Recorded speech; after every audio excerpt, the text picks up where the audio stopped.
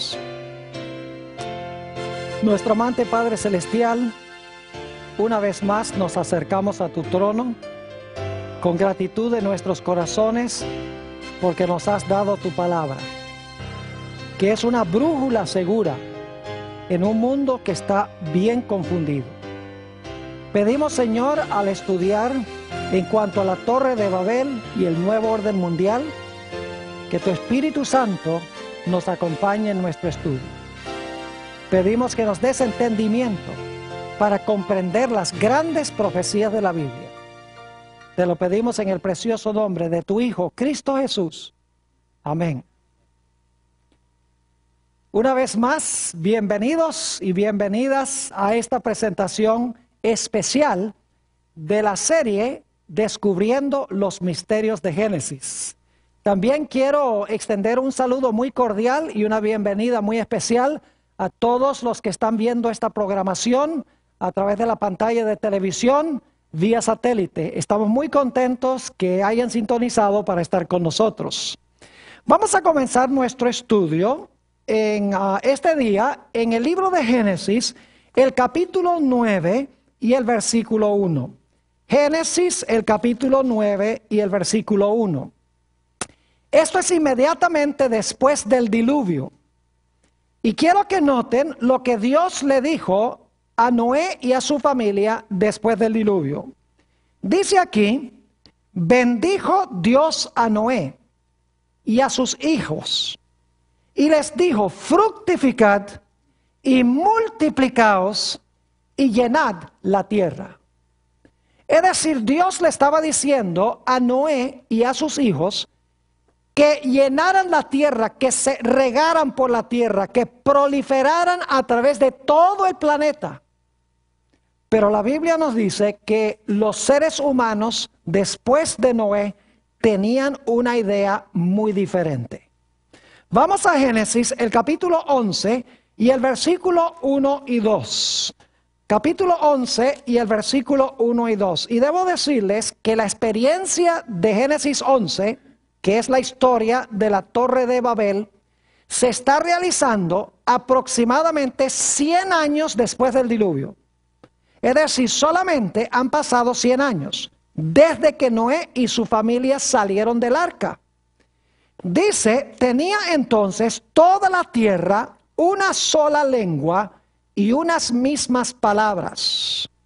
Y aconteció que cuando salieron de oriente, hallaron una llanura en la tierra de Sinar y se establecieron allí.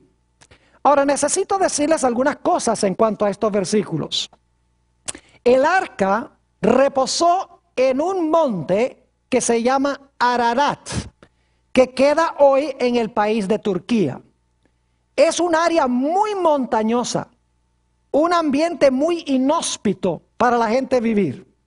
Y por lo tanto, no cabe duda que los que salieron del arca decidieron no quedarse en esa región, sino buscar un lugar más propicio para vivir. Y por lo tanto, emigraron de Turquía y fueron hacia el oriente, al valle de Sinar, como dice aquí. En realidad, eso queda en el valle de Mesopotamia. La palabra Mesopotamia significa entre dos ríos, el río Éufrates y el río Tigris. Es decir, se establecieron allí en ese valle donde hoy queda Irak. Y nos dice este versículo que establecidos allí tenían todos un mismo idioma. Es decir, estaban unidos por un mismo hablar y por un mismo sentir. Ahora, según estudiamos en Génesis 3 y el versículo 15, Dios iba a mandar una simiente al mundo para golpear mortalmente la cabeza de la serpiente o la cabeza de Satanás.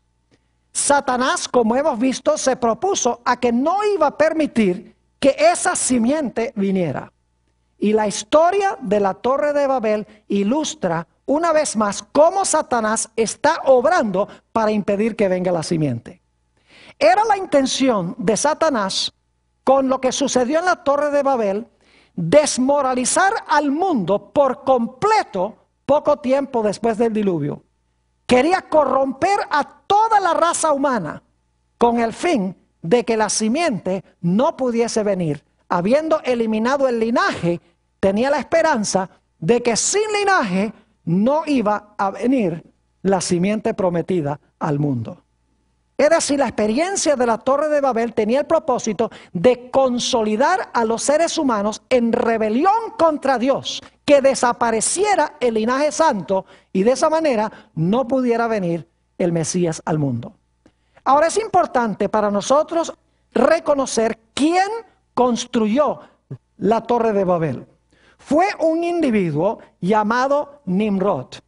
Ahora, más de 70 veces en el libro de Génesis, el nombre denota algo muy importante. Ustedes miren los 50 capítulos de Génesis y van a encontrar que constantemente los nombres tienen importancia, no son solamente distintivos. Es decir, el significado del nombre es importante. Así que el nombre Nimrod debe ser muy importante, su significado. El nombre Nimrod en hebreo significa rebelión. Es decir, el constructor de la Torre de Babel y de la ciudad, junto con la torre, fue Nimrod, cuyo nombre significa rebelión. Su propio nombre indica la intención que él tenía al construir esa torre. Dicho sea de paso, Nimrod viene de claro, un hijo de Noé, pero en realidad era era un nieto de Noé, pero era de Cam, hijo de Noé. Y las peores naciones aparecieron fue de Cam. Por ejemplo, si ustedes leen la genealogía en Génesis el capítulo 10 de los hijos de Noé, van a encontrar que Nimrod vino de Cam y de Cam también vinieron las siguientes naciones: Asiria y todas las naciones cananeas que luego procuraron destruir al pueblo de Israel. Es decir, Cam, de los 3 hijos de Noé, Sem continúa el linaje santo. Jafet, hay varias naciones que son medio malas de Jafet, pero las peores naciones, las más inicuas, vienen de Cam. Y Nimrod era descendiente de Cam. Ahora vamos a Génesis el capítulo 11 y los versículos 3 y 4. Génesis el capítulo 11 y los versículos 3 y 4. Ya hemos estudiado los versículos 1 y 2, ahora vamos a ver qué dicen estos versículos.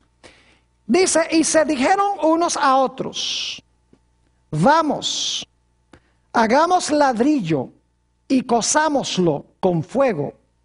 Y les sirvió el ladrillo en lugar de piedra y el asfalto en lugar de mezcla. Y dijeron, vamos, edifiquémonos una ciudad y una torre, cuya cúspide llegue al cielo. Y hagámonos un nombre, por si fuéramos esparcidos sobre la faz de toda la tierra. Hay varios puntos importantes en estos versículos. En primer lugar, notamos que ellos no querían quedar esparcidos sobre la tierra. Estaban desobedeciendo a Dios. Dios dijo, mi plan no es que se consoliden en un lugar, sino que se esparzan y formen sociedades a través de toda la tierra. Pero ellos no querían estar esparcidos. También notamos 2 palabras claves. Dicen, edifiquémonos. Dicen, hagámonos.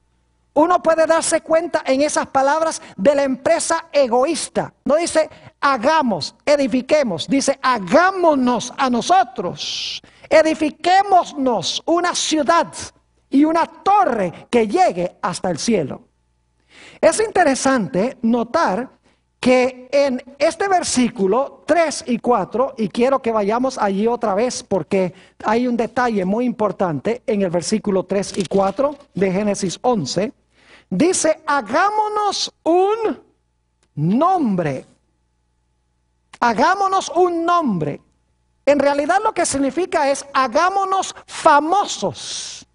Que nuestro nombre sea recordado indefinidamente. Es decir, era una empresa egoísta. Edifiquémonos, hagámonos un nombre. Es decir, lleguemos a ser famosos sobre la tierra. Saben que es muy interesante que esta palabra que se usa aquí, hagámonos un nombre, es la misma expresión que aparece en Génesis 6 y el versículo 2. Si van conmigo allí un momentico, Génesis el capítulo 6 y el versículo 2, a donde se habla de la mezcla entre los hijos de Dios y las hijas de los hombres. Note lo que dice en el versículo 2 de Génesis 6. Dice que viendo los hijos de Dios que las hijas de los hombres eran hermosas, tomaron para sí mujeres, escogiendo entre todas. Y luego quiero ir al versículo 4. Había gigantes en la tierra en aquellos días. Y también después que se llegaron los hijos de Dios a las hijas de los hombres, y les engendraron hijos. Estos fueron los valientes que desde la antigüedad fueron varones ¿de qué? De renombre. Es la mismita expresión que aparece en Génesis el capítulo 11, cuando dice hagámonos un nombre. Es decir, querían ser de renombre. Y si ustedes ven en Génesis 6 y el versículo 2, los que son gigantes, gentes de renombre, son gigantes para el mal. Porque dice que todo designio del pensamiento del corazón de ellos era de continuo solamente ¿qué cosa? El mal. Es decir, eran de renombre por su maldad y por su separación de Dios. Es decir, que esta empresa era una empresa egoísta, una empresa de rebelión contra Dios. Ahora, uno podría decir, ¿por qué es que ellos querían construir esta torre y esta ciudad, especialmente la torre? Bueno, yo creo que examinando el contexto, había tres razones por las cuales querían construir esta torre. Que llegara hasta el cielo, noten lo que dice. En primer lugar, creo yo que ellos querían hacer una torre tan alta que pudieran explicar la razón por el diluvio. Porque había llovido y nunca antes del diluvio había llovido. Y ellos dicen, no es científico la idea del diluvio. Quisiéramos saber cómo es que pasó ese diluvio. Y querían edificar una torre que llegara al cielo para explicar la razón por la cual había venido el diluvio. Pero había una razón aún más importante en sus mentes. Y era que ellos se querían construir una torre más alta que lo que habían alcanzado las aguas del diluvio. En caso de que viniese otro diluvio, pudiesen ellos salvarse a sí mismos y Dios no pudiese destruirlos. Una tercera razón es que ellos, en realidad, esta torre, si ustedes miran la arquitectura que se ha descubierto en las excavaciones arqueológicas, van a encontrar que construían allá lo que se llaman templos sikurat. Eran templos con 7 niveles. Y los sacerdotes de esta religión subían por los 7 niveles y cuando llegaban al ápice de la torre, se concebía que habían alcanzado la altura de Dios. Es decir, el propósito de la torre era edificar un templo en honor a los dioses. Y déjenme decirles que Nimrod, según la tradición antigua de Babilonia, Nimrod era el dios Sol. Y su esposa, la diosa Luna, se llamaba Semiramis. Es decir, que Nimrod estableció la religión falsa de Babilonia. Ahora, hay un libro magnífico del cual quiero leer la descripción de esta empresa